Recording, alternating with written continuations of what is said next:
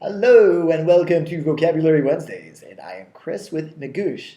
Today is a fun topic in terms of words. I've taken words from mythology, specifically ancient Greek and Roman mythology. So this one's going to be fun. We're going to start off with lethargic. And you'd say, that word? That's from mythology? I've seen that word before.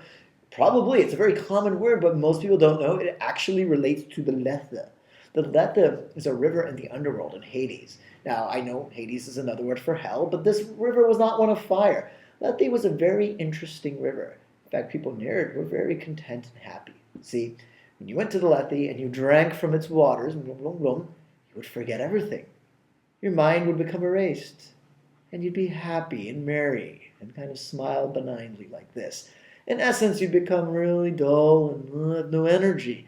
And so lethargic means having very little energy. And of course, what's the whole point of having a river from which you drink and you forget? Well, the idea is it's Hades, it's the underworld. So your punishment is that you could enjoy life, but you'll never remember anything.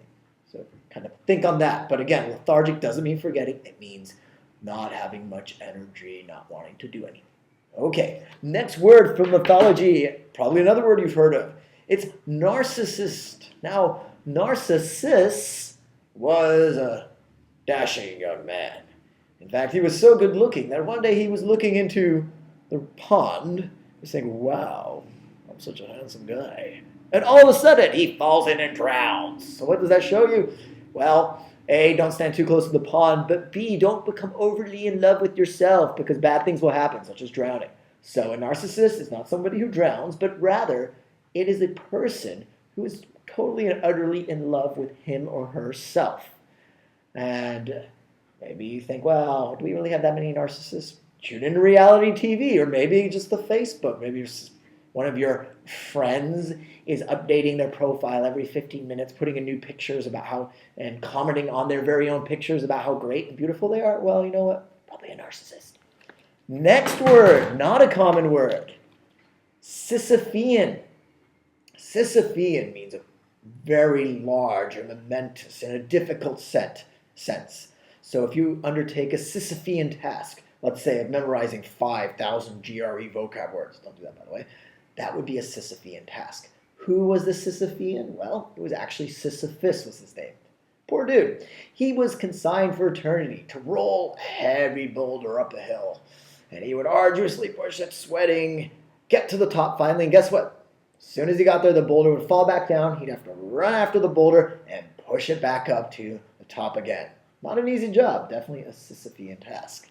And finally, yes, another word that is very common. You've probably heard it before. Do you know the meaning? And did you know that it came or comes from mythology?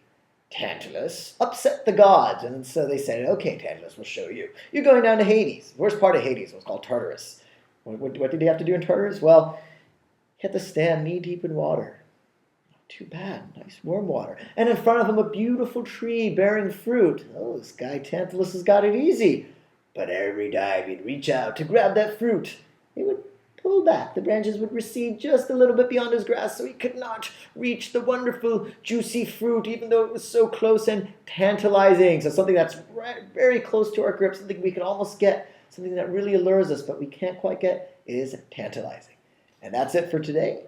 And don't forget to check us out at gre.magoosh.com, and I will see you next week.